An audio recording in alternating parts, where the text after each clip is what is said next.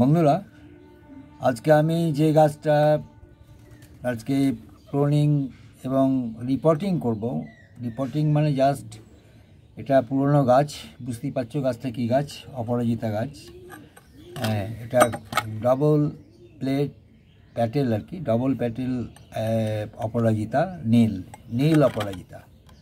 তো গাছটা আমি আজকে কি করব না, এটাকে এবার তো সময় হয়ে গেছে, এবার একে একটু প্রুনিং করব, একটু নতুনভাবে একটু সার টার দেবো যাতে গাছটাতে প্রচুর ফুল আসে আর কি। কারণ গাছটাকে আমি জল দিয়ে দিয়ে বাঁচিয়ে রেখেছি, কারণ আমি জানি পুরনো গাছে খুব ভালো ফুল হয়। হ্যাঁ, এবং প্রয়োজনে কিছু ডালকে আমি কিন্তু রিপোর্ট করতে পারি, এটার থেকেও ডাল থেকেও কিন্তু চারা তৈরি হয়। সব ক্ষেত্রে হয় না, তার প্রসেস আছে আর কি, কীভাবে আমি মানে এটাকে বসাবো তার উপরে। তো আমি এখন বর্তমানে যেটা করছি, আমি ডালটা যেদিন বসাবো সেদিন তোমাদের দেখাবো কীভাবে আমি এগুলো বসাচ্ছি আর কীভাবে চারা তৈরি করতে হয় অপরাজিতার। আর বীজ থেকে তো চারা হয়ই, ডাল থেকে চারাতে সবচেয়ে বেশি ফুল দেয়। তো যেটা আমি দেখো, এখন গাছটায় প্রচুর আবর্জনা হয়ে গেছে, প্রচুর গোড়াটায় প্রচুর আবর্জনা হয়েছে। হ্যাঁ, তো এগুলোকে একটু তুলে দিয়ে মাটিটাকে তুলবো, তারপর শিকড়ের যেমন অবস্থা দেখবো সেভাবে আমি পটিং করতে পারি, এবং মানে বিশেষ করে আমার তৈরি করা সার আমি ওকে দিতে পারি। তো দেখতে থাকো তোমরা যে কীভাবে আমি করছি আর কি। আমি প্রথমে মাটিটাকে তুলবো, আগে মাটির ঘাসগুলোকে তুলে নিই। ঘাসগুলোকে তুলে নিয়ে তারপর আমি দেখে নিই তলের অবস্থাটা কেমন হয়ে আছে।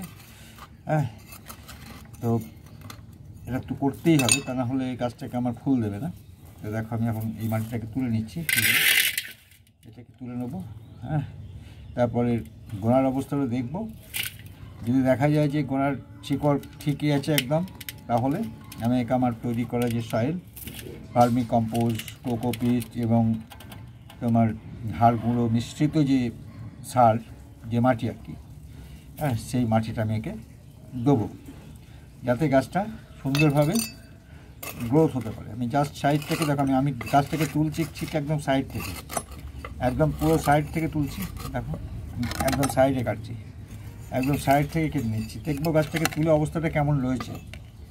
গাছটাকে তুললে গাছটা কিন্তু মরবে না, কারণ আমি ওকে শিকড় তুলেই তো সঙ্গে সঙ্গে বসিয়ে দেবো।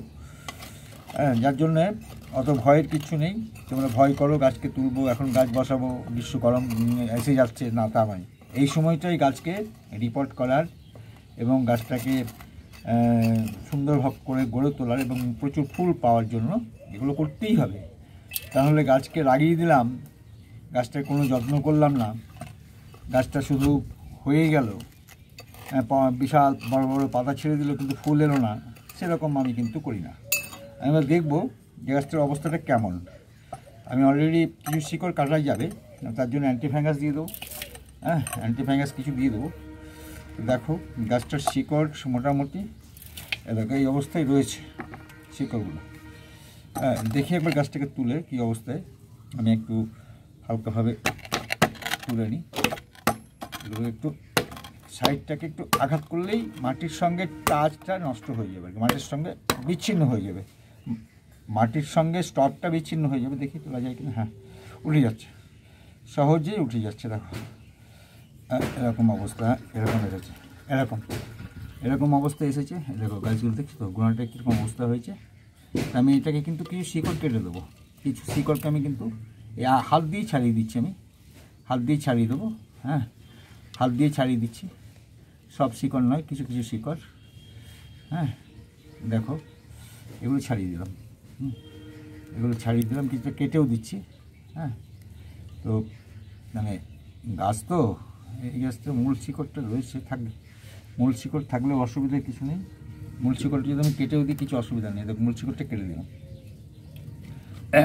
এরপর এর অবস্থানটা কী হলো, এই অবস্থায় নিয়ে এলাম, পুরোটা ছাড়াচ্ছি না মাটি। দেখো এই মাটিটা রয়েছে কিন্তু লেগে, এটা থাকবে এরকমই থাকবে। সাইডটা ছাড়িয়ে দিচ্ছি, এই শিকড়টাও কেটে দেবো, আবার শিকড় বেরিয়ে যাবে, প্রচুর সার থাকবে তো। হ্যাঁ, যার জন্য দেখো সাইডটা ছাড়িয়ে দিচ্ছি একটু করে। হ্যাঁ, ব্যাস আস্তে আস্তে একদম। হ্যাঁ, কিন্তু গাছটা রয়ে গেছে। এবার গাছটাকে আমি এদিকে এটা করে নেবো। দেখো কী করছি আমি, এবার বন্ধুরা ইতিমধ্যে দেখো আমি টবটার মাটিটাকে সব পরিষ্কার করে নিয়েছি, দেখতে পাচ্ছ। হোলটাও এটা আমার হাতের তৈরি টব, সিমেন্ট বালি এই সমস্ত দিয়ে তৈরি করা টব আমার। তো আমি এটা কী করবো না, প্রথমে এটার যেটা হোল আছে সেই হোলটাতে আমি কিন্তু যেমন করি সেই একটা নেট, মানে নাইলন নেট, ওই ফুটোটাই দিয়ে দিচ্ছি হোলটাই। এরপর কিছু আমার তৈরি করা মাটি এক মুঠো দিয়ে দিচ্ছি যাতে এটা না সরে যায়, ব্যাস হলো। এরপর আরও কিছু মাটি দেবো। হ্যাঁ,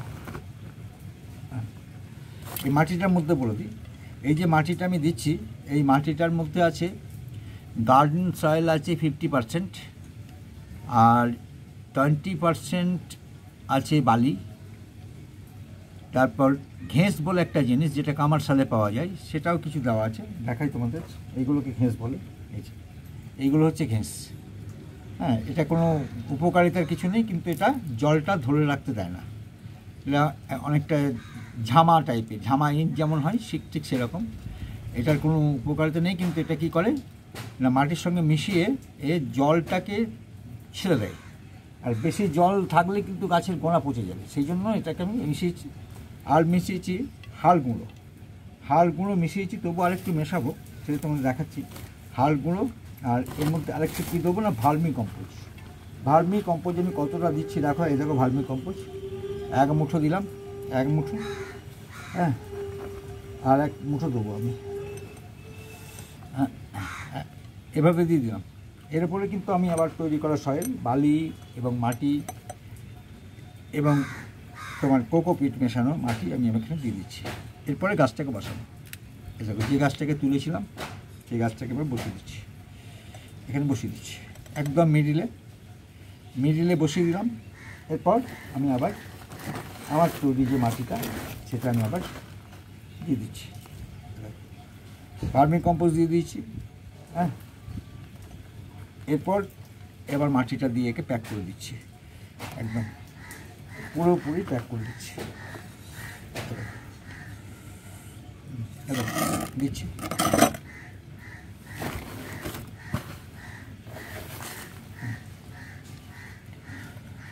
পুরো শিকড়গুলো ঢাকা পড়ে গেল। আর মানে যে সার মাটি পেলো এতে কী হলো না, ও দারুণভাবে এটার মধ্যে একটা সার পেয়ে যাবে এবং খাবার, আর কি যেটাকে আমরা বলি গাছের খাবার, সেই গাছের খাবারটা পাওয়ার ফলে ও কিন্তু খুব দ্রুত গতিতে বাড়বে। আর আরেকটা কথা বলে দিই, এই যে গাছটা লাগালাম, রিপোর্ট করলাম, হ্যাঁ, নতুন করে নতুন সার মাটি দিয়ে, নতুন আমি আমার তৈরি করা সয়েল দিয়ে, এটার মধ্যে কিন্তু বলে দিচ্ছি এটাকে জল দেবো, অ্যান্টিফাঙ্গাস মিশিয়ে দেবো, যাতে শিকড়গুলো কাটা গিয়েছে, তো শিকড়গুলো কাটা গিয়েছে, সেই শিকড়গুলোর যেন ক্ষতি না হয় সেই জন্য আমি কি করব না, কিছুটা অ্যান্টিফাঙ্গাস এই আমি মাটিতে মিশিয়ে দেবো। এই মাটিতে মিশিয়ে দিলে কী হবে, যখন আমি জল দেবো সেই জল দেওয়ার সঙ্গে সঙ্গে এই কী হবে না, এ সমস্ত অ্যান্টিফাঙ্গাস, এরকম অ্যান্টিফাঙ্গাস এরকম দিয়ে দিচ্ছি, এভাবে দিয়ে দিচ্ছি। হ্যাঁ, এইটা দেওয়ার ফলে কী হবে না, ও গাছের যে শিকড়গুলো কাটা গেছে সেই শিকড়গুলোর কোনো ক্ষতি হবে না, দেখতে পাচ্ছ। এবার আমি কিন্তু এরকম দিলাম, দেখতে পাচ্ছ, দেখো সবুজ সবুজ সবুজ। হ্যাঁ, এই যে এগুলো হচ্ছে অ্যান্টিফাঙ্গাস দিয়ে দিলাম, ফ্যাঙ্গাসাইড যেটাকে বলো। এবার আমি কি করব না, আমার যে ইয়েটা রয়েছে তুলিটা দিয়ে একটু ইয়ে করে দেবো, জাস্ট একটু গুঁজে দিচ্ছি, যাতে গ্যাপিংটা, মাটির যে গ্যাপিংটা সেটা কিন্তু অনেকটা পূরণ হয়ে যাবে, অর্থাৎ হাওয়াটা বেরিয়ে যাবে। হাওয়াটা বেরিয়ে গেলে কী হবে, আর কি হবে না, হাওয়া বেরিয়ে যাওয়ার সঙ্গে সঙ্গে মাটির সঙ্গে মিশে গেল আমার অ্যান্টিফাঙ্গাসটা। হ্যাঁ, যার ফলে এটা গাছের পক্ষে, মানে শিকড়ের পক্ষে খুব উপকারী। শিকড়ের কোনো পচন হবে না, গ্যাঙ্গ্রিন হবে না, যার জন্য এটাকে মেশালাম এরকমভাবে। হ্যাঁ, এরকম মিশিয়ে দিলাম। হ্যাঁ, এবার দেখো, এবার জল দিয়ে দেবো, এবার জল দিয়ে দিচ্ছি।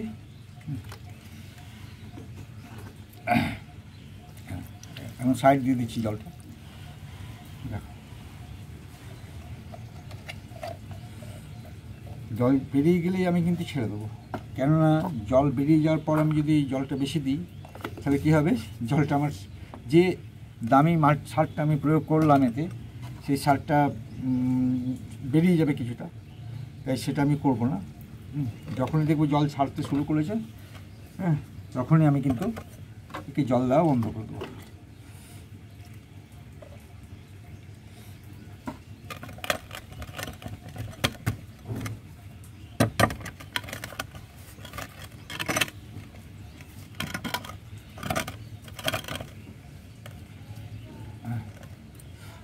তাহলে হ্যাঁ, জল বেরিয়ে গেছে, আর একটু দিয়ে দিই, ব্যাস, আরও ভালো করে বেরিয়ে যাবে জলটা, অর্থাৎ পুরো সমস্ত মাটিটাতেই জল পেয়ে গেল। এই যে নতুন মাটি আমাকে দিলাম, সেই পুরো মাটিটাই জল পেয়ে গেল।